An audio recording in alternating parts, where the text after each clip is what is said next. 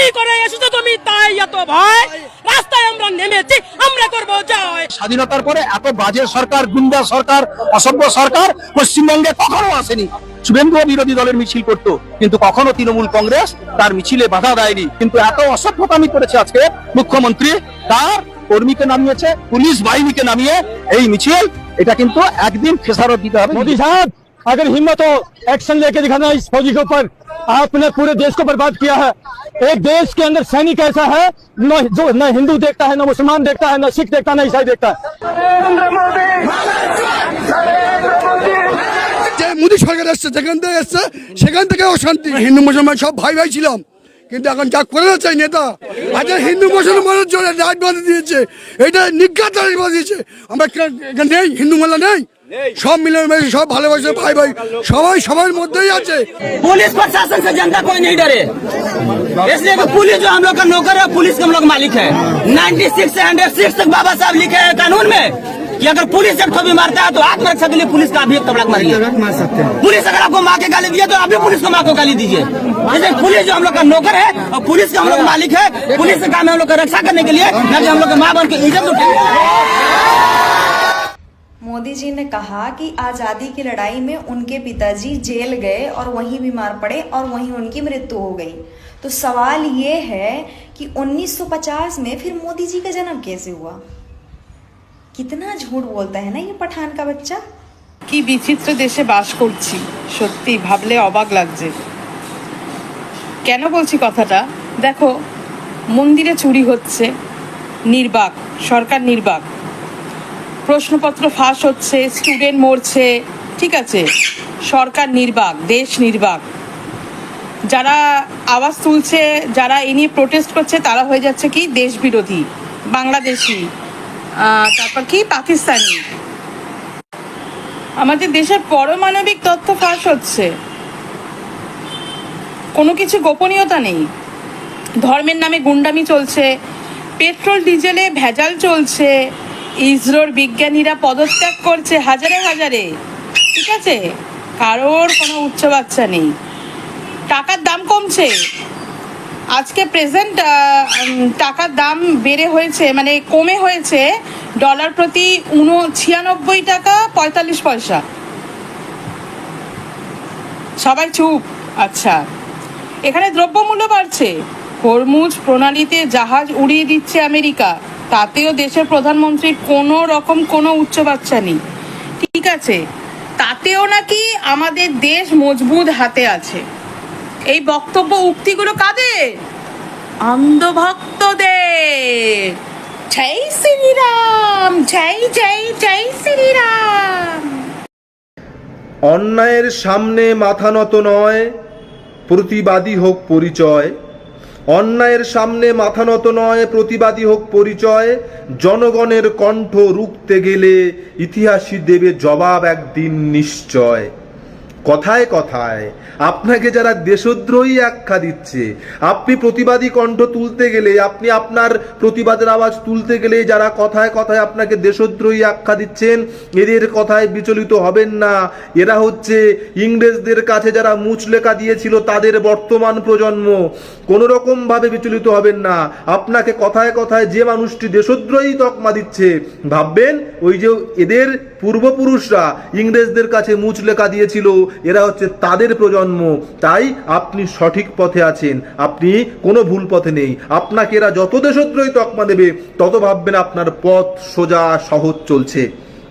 ভক্তগণ, বলছি তোমাদের তো অনেক দক্ষতা গো, তোমাদের অনেক যোগ্যতা, তোমাদের যোগ্যতার শেষ নেই, সীমা নেই, তোমাদের মধ্যে অপরিসীম যোগ্যতা।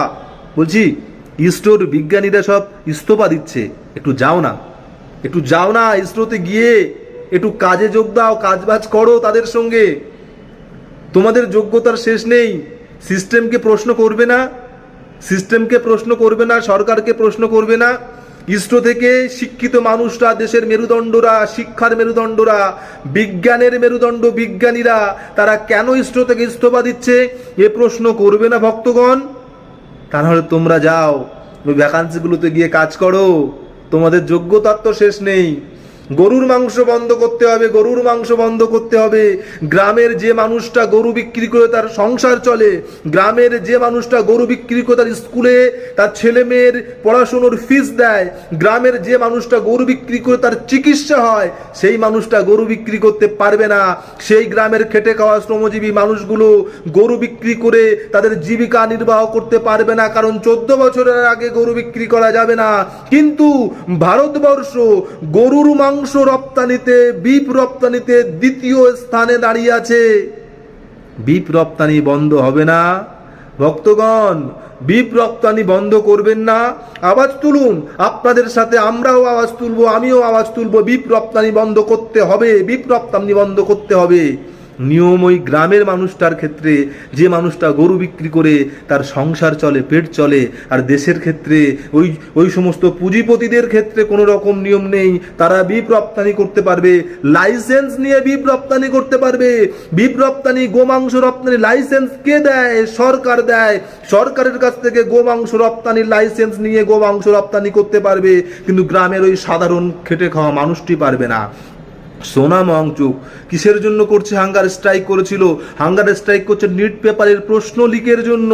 যে নিট পেপারের প্রশ্ন লিকের কারণে অনেক ছেলে মেয়ে তাদের জীবনকে হারিয়েছে, তাদের স্বপ্নকে হারিয়েছে, তাদের পরিবারের পরিশ্রম ধ্বংস হয়ে গেছে, তাদের স্বপ্ন ধ্বংস হয়ে গেছে।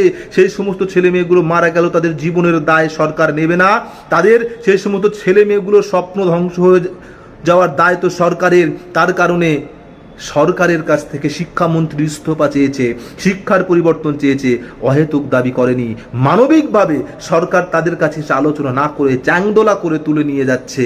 প্রশ্ন করবেন না, না ওনাকেও দেশদ্রোহী তকমা দেবেন ভক্তগণ? প্রশ্ন করুন ইসরোর বিজ্ঞানীরা কেন ইস্তফা দিচ্ছে? প্রশ্ন করুন গোমাংস রপ্তানিতে কেন ভারতবর্ষ দ্বিতীয় স্থানে? প্রশ্ন করুন কেন সোনাম ওয়াংচুক স্যারকে চ্যাংদোলা করে তুলে নিয়ে যাওয়া হলো ভক্তগণ? এই মুহূর্তের সব থেকে বড় খবর, দিল্লির যন্তর মন্তরের অবস্থা উত্তপ্ত। দিল্লির যন্তর মন্তরের অবস্থা প্রচণ্ড খারাপ। সেখানে প্রচণ্ড পরিমাণে পুলিশের লাঠিচার্জ হচ্ছে ককরোচ জনতা পার্টির কর্মকর্তাদের ওপর। ভয়ানক অবস্থা হতে চলেছে। আজ সংসদ ভবনের যে মনসুন আছে, সেখানে আজকে বিরোধীরা এই ব্যাপার নিয়ে আওয়াজ ওঠাবে। তো দিল্লির চারিদিকে যন্তর মন্তরের আশপাশের এলাকায় যে মেট্রো স্টেশনগুলো ছিল, সেই মেট্রো স্টেশনগুলো কিন্তু সকল বন্ধ করা হয়েছে। এবং ককরোচ জনতা পার্টির যে কর্মকর্তারা আছেন আন্দোলনরত, তারা কিন্তু সংসদ ভবন অভিযান করার পরিকল্পনা কিন্তু নিয়েছে এবং সেই দিকে এগোচ্ছে। সারা দিল্লিতে যত জেনজি আছে, সেই জেনজিরা কিন্তু রাস্তায় নেমে আস্তে আস্তে কিন্তু ওই যন্তর মন্তরে মশাল নিয়ে আন্দোলনে প্রবেশ করতে চাইছে। চারিদিকে পুলিশ 163 ধারা লাগু হয়েছে। দেখা যাক দিল্লির পরিস্থিতি এখন কি অবস্থা হয়। আপনারা সকলেই হয়তো দেখছেন এবং ওয়াচ করছেন দিল্লির পরিস্থিতি সম্বন্ধে। দিল্লির পরিস্থিতি কিন্তু খুব খারাপ অবস্থা হয়ে যাবে। সোনাম ওয়াংচুককে যেভাবে চ্যাংতলা করে তুলে নিয়ে গিয়ে হসপিটালে ভর্তি করা হয়েছে, এখন চাইছে যে ওরা সেই সরকারি হসপিটাল থেকে স্থানান্তরিতকরণ করা হোক পাবলিক কোনো হসপিটালে, কারণ সরকারি হসপিটালের উপর তাদের কোনো ভরসা নেই। এবং সোনাম ওয়াংচুকের স্ত্রী কিন্তু সেদিন কালকে বলেছেন যে যদি সংসদে বিরোধীরা এই ব্যাপার নিয়ে প্রতিবাদ করে বা আওয়াজ তোলে, তাহলে হয়তো অনেক আমরা পিছু হতে পারি, নচেত কিন্তু সংসদ ভবন আমরা ঘেরাও করব। এই প্রস্তুতি কিন্তু আজকে চোখের সামনে দেখতে পাওয়া যাচ্ছে। যে ধরনের খবর, যে ধরনের ভিডিওগুলো আসছে, আমরা কিন্তু দেখতে পাচ্ছি সংসদ ভবনের দিকে এগিয়ে যাচ্ছে ককরোচ জনতা পার্টির যারা আন্দোলনরত আছে। প্রচণ্ড পরিস্থিতি খারাপ, দিল্লি উত্তপ্ত হয়ে গেছে। সঙ্গে থাকুন, দেখতে থাকুন, ভালো থাকবেন, সুখে থাকবেন। জয় হিন্দ, জয় ভারত। কি বিচিত্র দেশে বাস করছি, সত্যি ভাবলে অবাক লাগছে। কেন বলছি কথাটা? দেখো, মন্দিরে চুরি হচ্ছে, নির্বাক, সরকার নির্বাক। প্রশ্নপত্র ফাঁস হচ্ছে, স্টুডেন্ট মরছে, ঠিক আছে, সরকার নির্বাক, দেশ নির্বাক। যারা আওয়াজ তুলছে, যারা এ নিয়ে প্রোটেস্ট করছে, তারা হয়ে যাচ্ছে কি দেশ বিরোধী, বাংলাদেশি, তারপর কি পাকিস্তানি। আমাদের দেশের পরমাণবিক তথ্য ফাঁস হচ্ছে। কোনো কিছু গোপনীয়তা নেই। ধর্মের নামে গুন্ডামি চলছে, পেট্রোল ডিজেলে ভেজাল চলছে, ইসরোর বিজ্ঞানীরা পদত্যাগ করছে হাজারে হাজারে, ঠিক আছে? কারোর কোনো উচ্চ বাচ্চা নেই। টাকার দাম কমছে, আজকে প্রেজেন্ট টাকার দাম বেড়ে হয়েছে, মানে কমে হয়েছে ডলার প্রতি 96 টাকা 45 পয়সা। সবাই চুপ। আচ্ছা, এখানে দ্রব্যমূল্য বাড়ছে, হরমুজ প্রণালীতে জাহাজ উড়িয়ে দিচ্ছে আমেরিকা, তাতেও দেশের প্রধানমন্ত্রীর কোনো রকম কোনো উচ্চ বাচ্চা নেই, ঠিক আছে? তাতেও নাকি আমাদের দেশ মজবুত হাতে আছে। এই বক্তব্য উক্তিগুলো কাদের? অন্ধভক্তদের। জয় শ্রীরাম, জয় জয় জয় শ্রীরাম।